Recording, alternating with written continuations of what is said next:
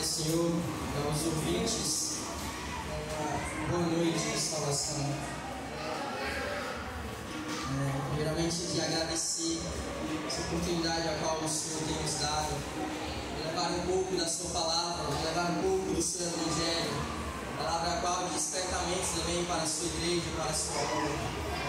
E agradecer pela vida do dirigente dessa congregação, o evangelista Jair, a qual, como disse o próprio pastor Glauco, verdadeiramente é um evangelista, que nós, que somos mais jovens, devemos olhar para esses, que tiveram uma vida de dedicação ao Senhor e se exemplar deles, olhando que eles estão fazendo a obra do Senhor Jesus com amor, com carinho, com dedicação. Como diz a palavra do Senhor, quer comais, quer bebais, ou quer façais qualquer outra coisa, façais tudo para a honra e glória do nosso Deus. Porque assim o Senhor vai levantar mais jovens, mais homens e mulheres, da mesma maneira como atalaias, como aqueles que não dobrarão os seus joelhos, mas estarão firmes e convictos, levando a palavra do Senhor. Eu tenho uma grande dificuldade, irmãos, queria até comentar aqui com o irmão Tomás, com câmeras, Eu acho que é mais fácil alguém apontar uma arma do que uma câmera para mim. Mas o nome do Senhor Deus venha ser glorificado nessa noite. Irmãos, é um motivo de muita alegria, como que foi louvado pela nossa irmã. A melhor escolha que nós fizemos foi entregarmos a nossa vida ao Senhor. Porque outrora não tínhamos alegria, não tínhamos razão para viver, mas Ele nos deu. Ele nos tirou da morte para a vida, do charco horrível de lodo, do lamaçal do pecado, e firmaste os nossos pés sobre a rocha, nos deste verdadeiramente sentido na vida. As circunstâncias, elas podem de alguma maneira nos constranger, mas a verdadeira alegria que o crente sente, ela é infalível, e nada nem ninguém consegue retirar. Ainda que viemos nós perder os nossos pais, ainda que viemos perder os nossos trabalhos, ainda que todos aqueles que estão aos nossos lados venham sair, mas que Cristo Jesus venha continuar eternamente em nossos corações, nada e nem ninguém consegue abalar o seu povo. Aleluia. Lá em Ezequiel capítulo 2, a palavra do Senhor irá falar ao profeta Ezequiel, a partir do versículo 1.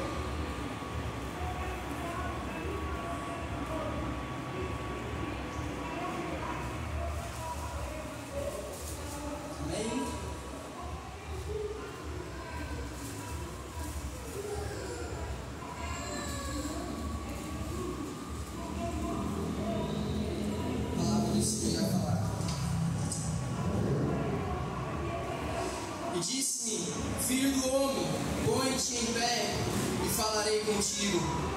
Então entrou em mim o Espírito quando falava comigo, e me pôs em pé, e ouvi o que me falava. E disse-me: Filho do homem, eu te enviei aos filhos de Israel, as nações rebeldes que se rebelaram contra mim. Eles e seus pais prevaricaram contra mim até este mesmo dia. E os filhos são de semblante duro e obstinados de coração. Eu te envio a eles e lhes dirá: assim diz o Senhor Jeová. Versículo 5. E eles quer ouçam, quer deixam de ouvir, porque eles são casa rebelde, hão de saber que esteve no meio deles um profeta. E tu, ó filho do homem, não os temas, nem temas as suas palavras, ainda que sejam saças e espinhos para contigo, e tu habites com escorpiões.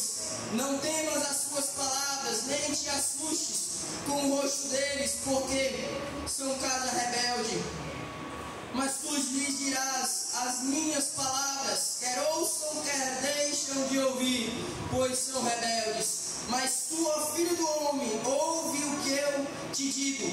Não seja rebeldes como a casa rebelde, e abre a tua boca e come do que eu te dou. Amém. Podemos assentar. Aqui, meus amados irmãos, o profeta Ezequiel vivia num momento de grande tribulação. No momento a qual o povo estava com seus corações duros, a qual estavam adorando outros deuses, esqueceram daquele Deus que livraste do cativo do Egito, que fizeste eles passar pelo mar vermelho com os pés enxutos, que ali sustentou eles todos aqueles anos no deserto, que fez entrar em Canaã com bastante peleja, com luta, Deus utilizando ali os seus servos, como Moisés para liderar, como Josué para liderar. As pelejas, todas as pelejas, o Senhor estava com eles, e grandes milagres, prodígios e maravilhas aqueles povos viram, aquele povo do Senhor viu. As suas roupas, os seus calçados não envelheciam, mas quando eles deixaram se levar pela dureza dos seus corações, pelo secularismo da época, começaram a olhar as demais nações, que haviam vários deuses feitos por mão de homens, e deixaram assim o único e verdadeiro Deus de lado. Eles estavam começando a adorar aqueles que eram feitos por mão de homens, aqueles que tinham olho, mas não viam, aqueles que tinham boca, mas não falavam, aqueles que tinham pés, mas não andavam, que nada podiam fazer, e que não é diferente. Vivemos hoje uma nação religiosa, uma nação idólatra, uma nação a qual se dobra os seus joelhos ao paganismo, a qual se dobram diante de imagens, de esculturas que nada podem falar com eles, a qual tem olhos, mas não veem, tem boca, mas não falam, tem ouvidos, mas não ouvem, e deixam de ir ao único e verdadeiro Deus, porque a glória dele ele não reparte com ninguém, a glória dele é somente dele. E assim o homem tem se desviado, assim como a nação de Israel se desviou no passado, hoje vivemos em uma nação a qual tem se desviado. Como nós entramos em muita cidade, e ali aquele conhecido como o padroeiro da cidade, uma grande estátua feita de concreto, sei lá do que é feito, e que fica ali naquele local, como se ele trouxesse um poder, algo assim da parte de Deus.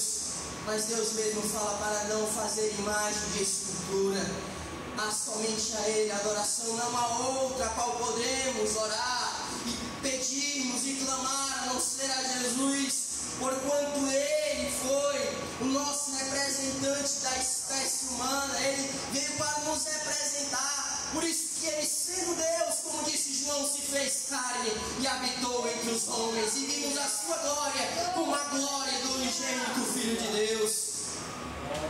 E assim sendo, os homens hoje, da mesma maneira, têm se desviado da verdade, mas isso é por falta de conhecimento. O povo padece por falta de conhecimento das Escrituras. Por isso há muitos que outrora viviam na mesma religiosidade e que saíram, por quê? Porque obtiveram conhecimento das Santas Escrituras, e o Espírito Santo veio para fazer aquilo que a qual Deus enviou, que é convencer o homem do pecado, da justiça e do juízo.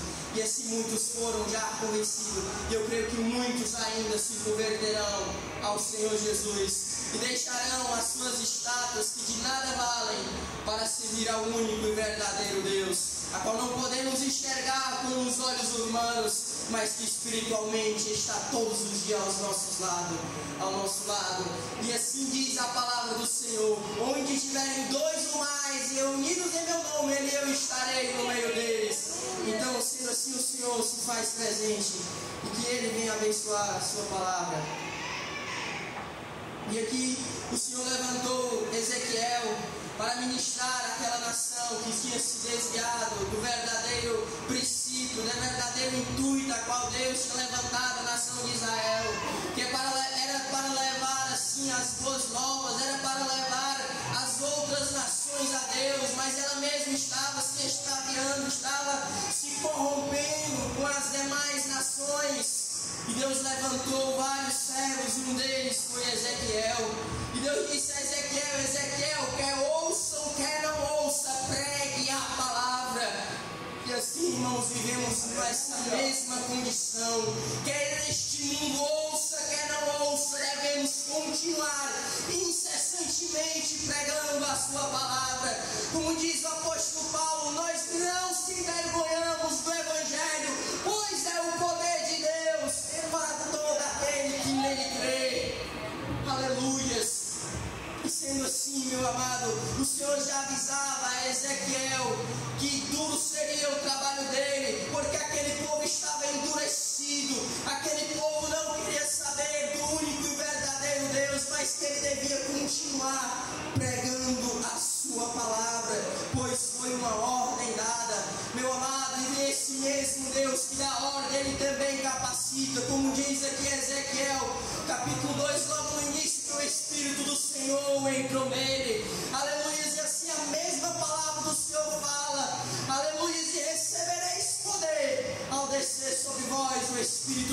serem eis as minhas testemunhas. Meu amado, Deus convocou, Deus assim chamou o seu povo, a sua igreja, para quer ouça, quer não ouça, levamos a sua palavra. Mas Ele não fez, nós não nos deu essa ordem apenas com as mãos vazias, mas Ele deu no Espírito Santo, aleluia, para nos dar unção, intrepidez, coragem, para proclamar esta palavra. Como diz as suas escrituras, as nossas armas, elas não são carnais, mas poderosas em Deus, para a destruição de fortalezas.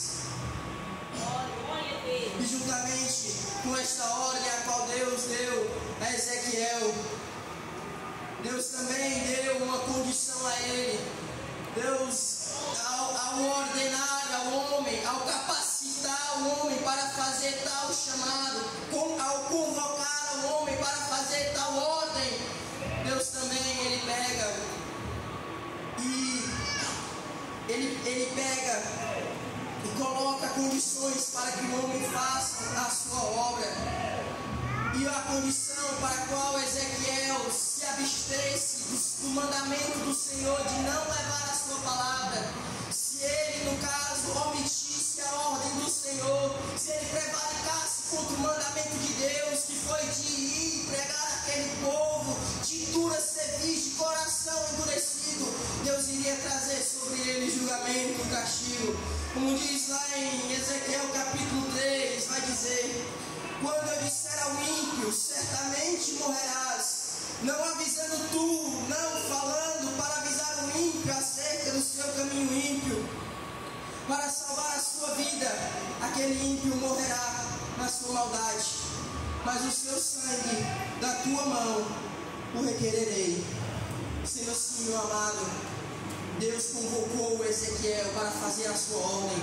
Ele convocou, Ele o capacitou, Ele o enviou para fazer o seu chamado. E se caso Ezequiel se abstesse, se prevaricasse contra a ordem do Senhor, o sangue daqueles ímpios a qual Deus o ordenou que ele levasse a sua palavra, seria contado nele, seria como meio que uma punição, como um castigo, porque ele nos deu uma ordem. Nós não somos mais senhores de nossa vida, Ele é o nosso Senhor, pois sendo assim a sua palavra manda e nós obedecemos com amor e com gratidão, porquanto quão grandes coisas o Senhor fez por nós.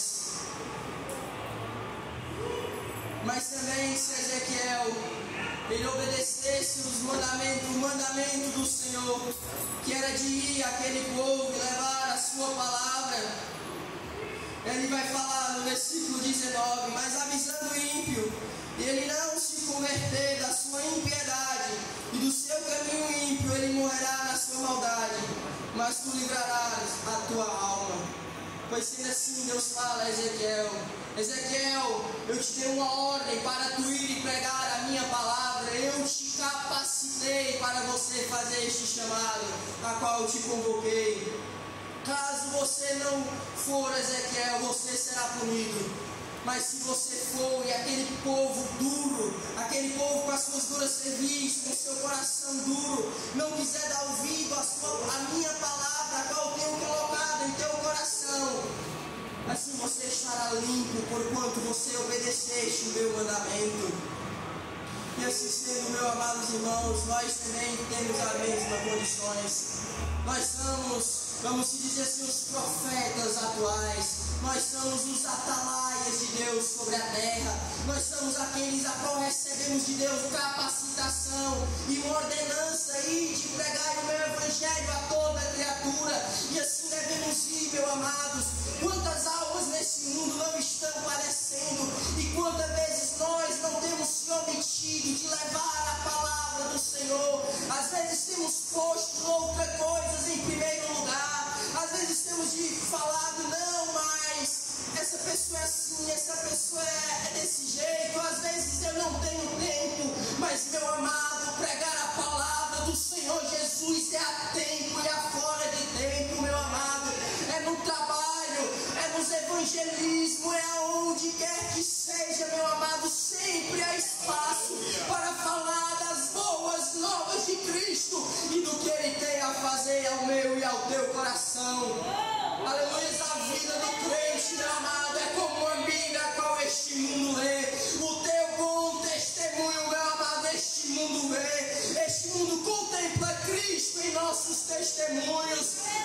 assim devemos viver inteiramente para a sua glória, para que o nosso testemunho condiza com Deus que há em nossas vidas, com a transformação que Ele fez em nossos corações. Com a transformação que Ele fez em nossos corações.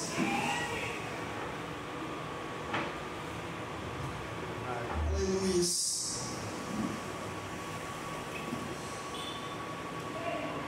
A palavra do Senhor fala também, lá em Romanos, como se a pregação da palavra do Senhor, o convencimento, ele é como se fosse algo, um processo contínuo. Às vezes, uma vez eu conversando com alguns irmãos, eu disse: irmão, só ganha almas para Cristo, né? A igreja do Senhor, ela é como, no bom sentido, um ciclo vicioso. Por quê? Porque outrora eu não tinha Cristo Jesus, mas a palavra dele foi pregada para mim. E, aleluia, as portas do céu se abriram e eu tive um encontro pessoal com este Jesus.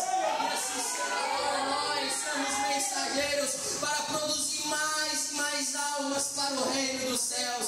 Como fala lá em Romanos capítulo 10, versículo 14. Ele vai falar a partir do versículo 13: porque todo aquele que invocar o nome do Senhor será salvo. Como, pois, invocarão aquele em quem não creram? E como crerão naquele de quem não ouviram? E como ouvirão se não há quem pregue? E como pregarão se não foram enviados?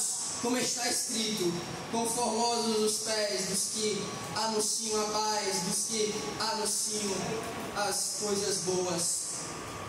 Ele vai dizer, é um processo.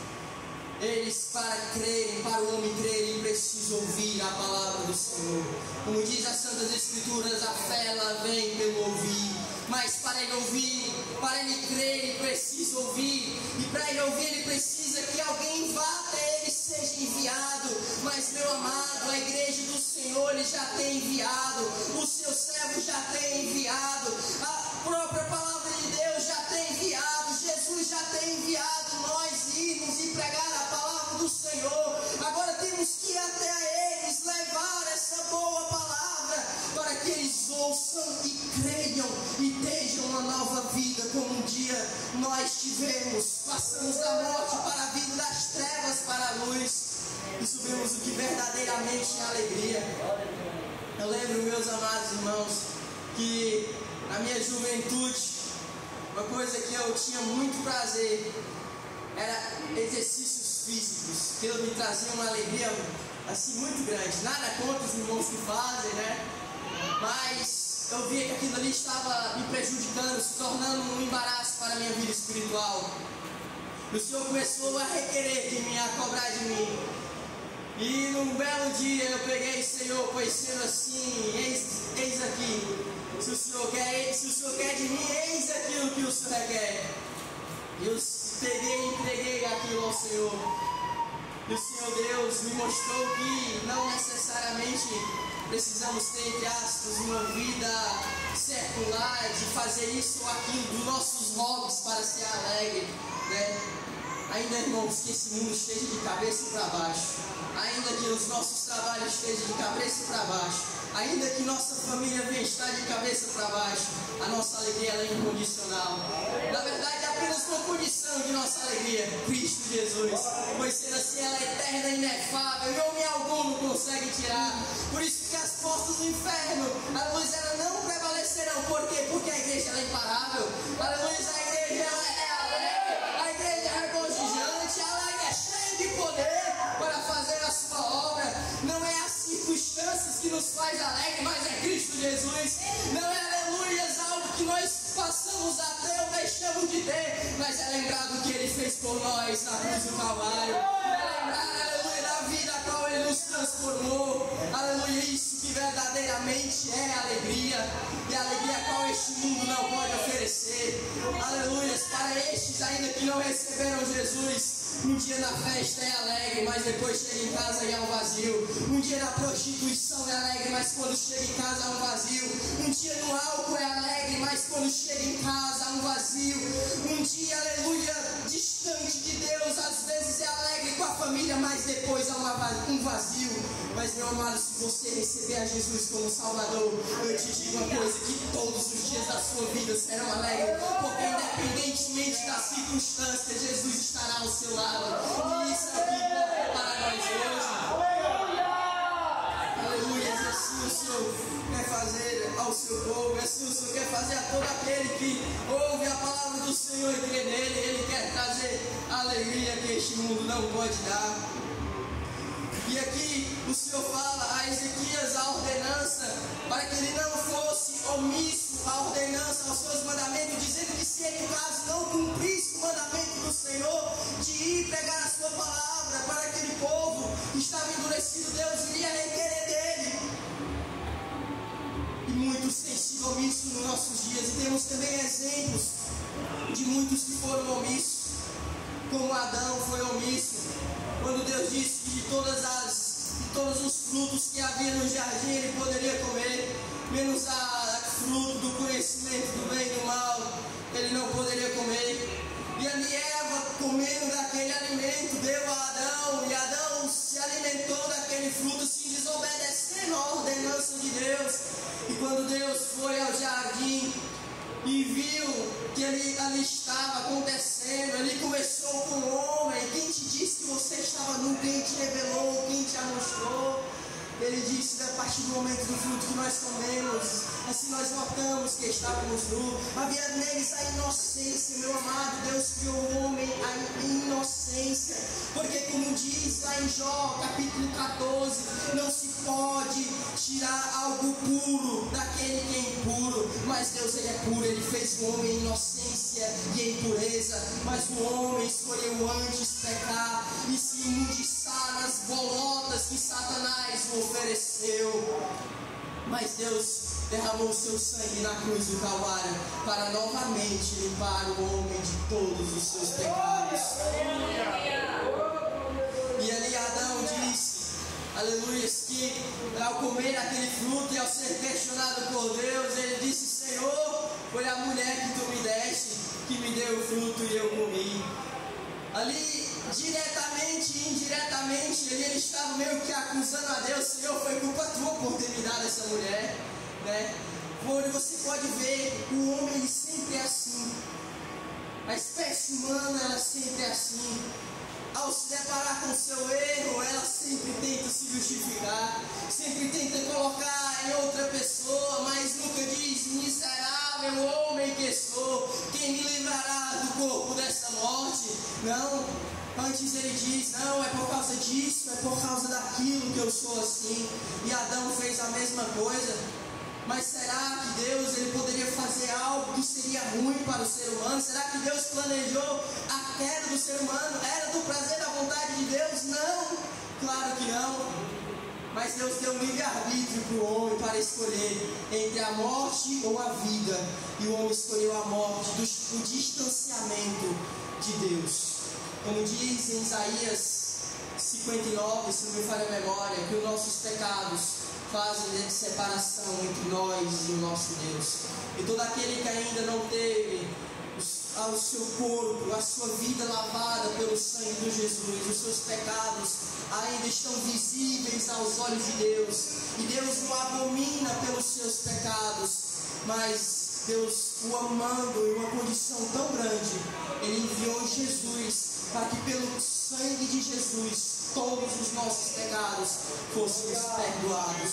Mas assim devemos confiar inteiramente, entregarmos a vida a Ele, e assim sendo Ele nos perdoará de todos os pecados. E teremos a consciência limpa diante dos homens e mais ainda diante de Deus. Meus amados, não há nada melhor neste mundo do que a convicção que se fecharmos os olhos e que se morrermos, partiremos e estaremos com Cristo. Não há nada neste mundo melhor. Não há nada que este mundo, com o dinheiro do mundo inteiro, possa comprar que se iguale a isso, a certeza da salvação. Porquanto não fomos comprados com algo corruptível, mas incorruptível, o sangue de Jesus na cruz do Calvário. Pois se fosse com algo corruptível, com ouro e com prata, esses homens ricos deste mundo poderiam comprar, mas eles não podem. É algo de graça, é algo gratuito. Ele que diz: quem tem sede, vem a mim, beba, e do seu interior fluirão rios de água viva. Ele diz: vinde a mim, todos vós que estáis cansados e sobrecarregados, que eu vos aliviarei. Aleluias. Lá quando ele estava naquele poço de Jacó, e aquela mulher samaritana chegou, ele disse: mulher, se tu conheceste quem te pede água, você me pediria e eu te daria. A água daquele poço, meu amado, significa este mundo, os prazeres deste mundo que é momentâneo, passageiro, e sempre o homem volta a ter sede e precisa novamente voltar ao poço e beber novamente. Mas Jesus diz: se você beber da água que eu te der, nunca mais tornará a ter sede. Ele é essa água, e aquele que bebe dele nunca mais necessitará das águas rotas deste mundo. Aleluia. Porque tem uma água que flui do seu interior. Aleluia. Flui, a qual faz o homem pregar a palavra do Senhor a tempo e a fora de tempo. A qual faz o homem dar glórias ao Senhor Jesus e reconhecer, aleluia, que outrora não valia nada, mas que Deus doeu tudo por ele. Aleluia, que fomos feitos, aleluia, agora filhos de Deus, por adoção. Aleluia, isso é inigualável, meus amados ouvintes. Nada pode se comparar a isso que Deus tem nos dado.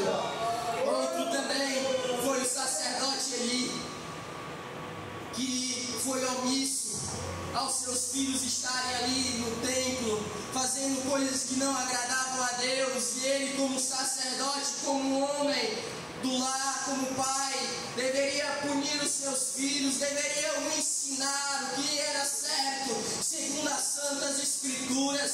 Mas o sacerdote Eli prevaricou contra o Senhor. O sacerdote Eli foi omisso, aleluia. Ele meio que passou o pano, meio que foi condizente com aquilo que seus filhos faziam, não o castigando, não os admoestando. E o castigo veio aos filhos de Eli, também a Eli, porquanto foram omissos, porquanto ele foi omisso, não teve um pulso firme. E assim o homem tem que ter um pulso firme, meu amado, no sentido de que o que estiver errado, seja quem for. Às vezes eu me pego questionando com o meu pai, né? E às vezes depois até se pergunto: Senhor, será que eu não estou errado? Mas, como diz a palavra do Senhor, nada podemos contra a verdade, a não ser pela verdade. Se é defendendo o Evangelho, se é defendendo a palavra de Deus, se é defendendo a sã doutrina, meu amado. Claro que devemos, aos mais velhos, o questionar biblicamente como se fossem aos nossos pais, aos mais novos como se fossem os nossos filhos. Mas devemos sim falar com sinceridade e com convicção a palavra do Senhor e repreender se necessário for. E esses homens todos foram omissos. Mas no meio da história do povo de Israel, eu me deparei com uma história que se encontra lá em Reis, capítulo 2. Havia a nação da Síria estava cercando, sitiando Israel, Jerusalém, e ali aquele cerco estava trazendo grandes estragos, grandes consequências, ao ponto de uma mãe matar o seu filho e fazê-lo, cozinhá-lo para que viesse se alimentar. Uma proposta feita por outra mulher dizendo: hoje nós comeremos o teu filho e amanhã nós comeremos o meu. Porquanto tão miséria estava, quão lastimável estava aquele povo. Deus ali castigando, porquanto estava endurecidos os seus corações. E a fome e a miséria era tão grande daquela cidade, como vai falar lá em 2 Reis, versículo 7. capítulo 7.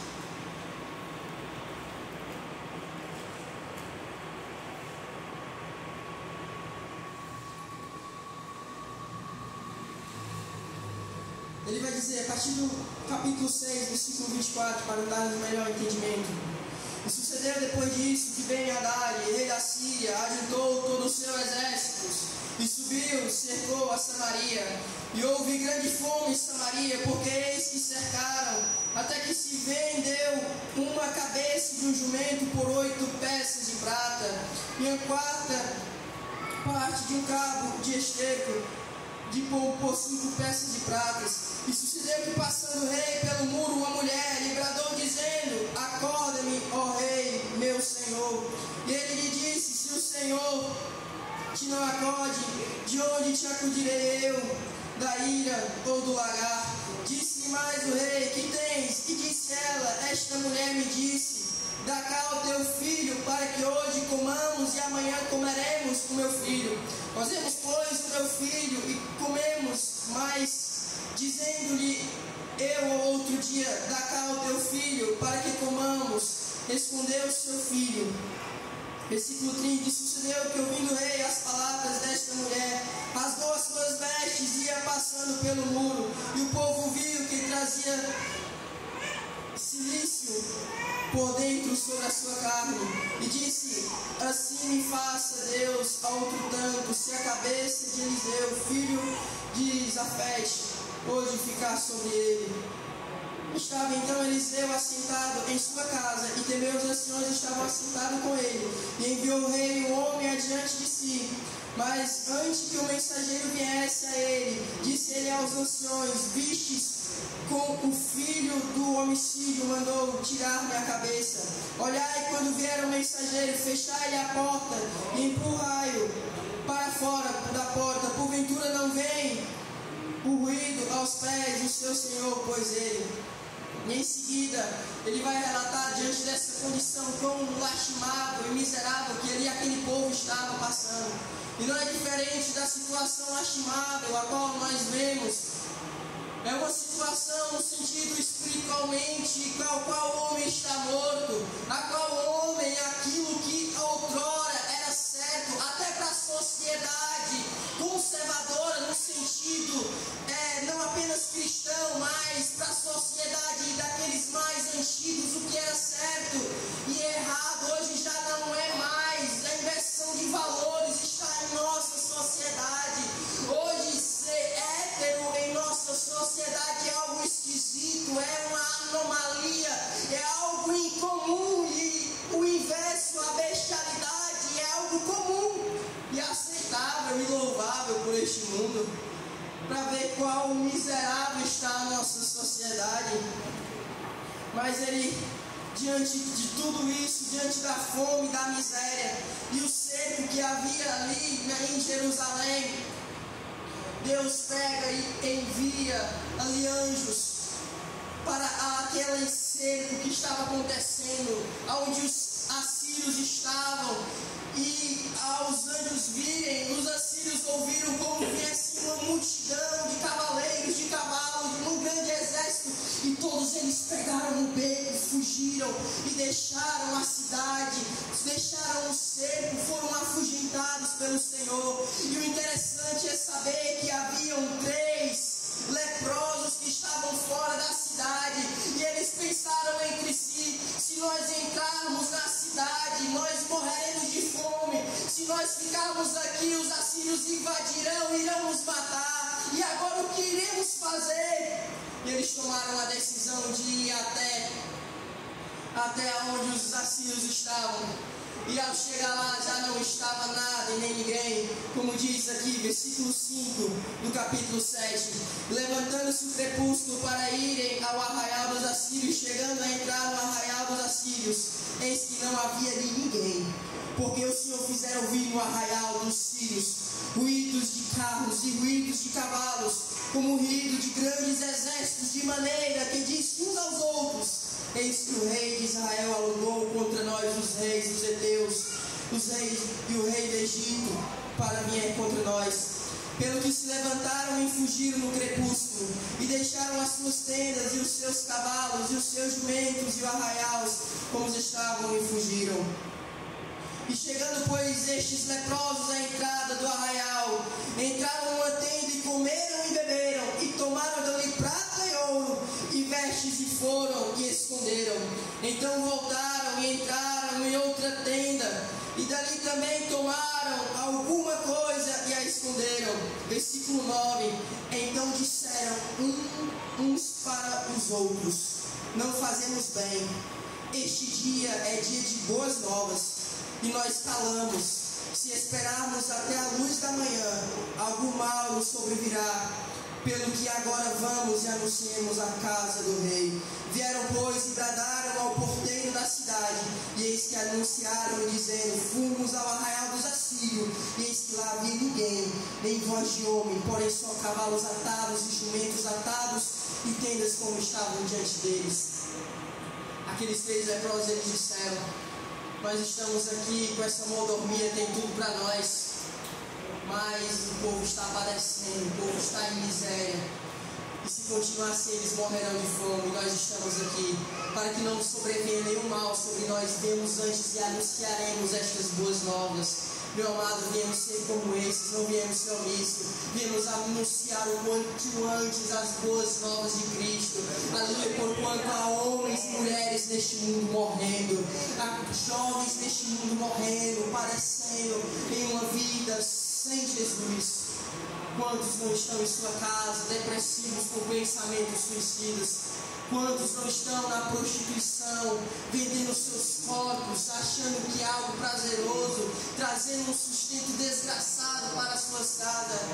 Meus amados irmãos, e vamos quanto antes anunciar essas boas novas, porquanto eles estão morrendo, estão padecendo. Viemos ter o mesmo sentimento de Cristo Jesus.